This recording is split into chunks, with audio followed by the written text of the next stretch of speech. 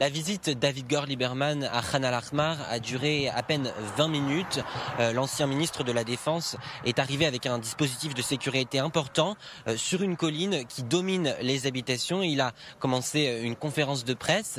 Alors il a expliqué que nous étions le 1er janvier 2019, que Benyamin Netanyahou avait promis l'évacuation et la destruction du village avant la fin de l'année et que rien ne s'était passé. Écoutez.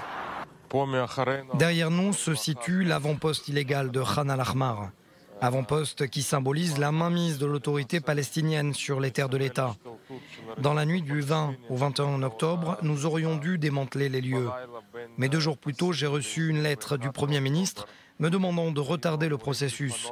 Après la réunion du cabinet de sécurité, il a été décidé de repousser le démantèlement de plusieurs semaines et de le terminer d'ici la fin de l'année.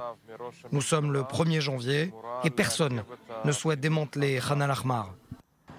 Alors ce village de Khan al-Ahmar est emblématique. Depuis plusieurs années, il fait l'objet d'un bras de fer entre les Bédouins et l'État d'Israël. Israël qui l'a déclaré illégal et qui envisage de l'évacuer et de le détruire. Mais les Bédouins s'y opposent formellement. On leur a proposé de les reloger dans un autre village un peu plus loin. Ils refusent.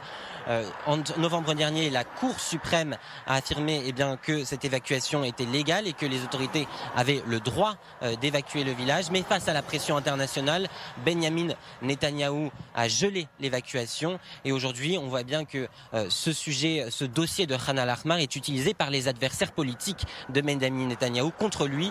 Ils affirment qu'il est faible, qu'il n'est pas la vraie droite et que eux, s'ils sont élus, Avigdor Lieberman le dit, si lui il est élu, il évacuera ce fameux village.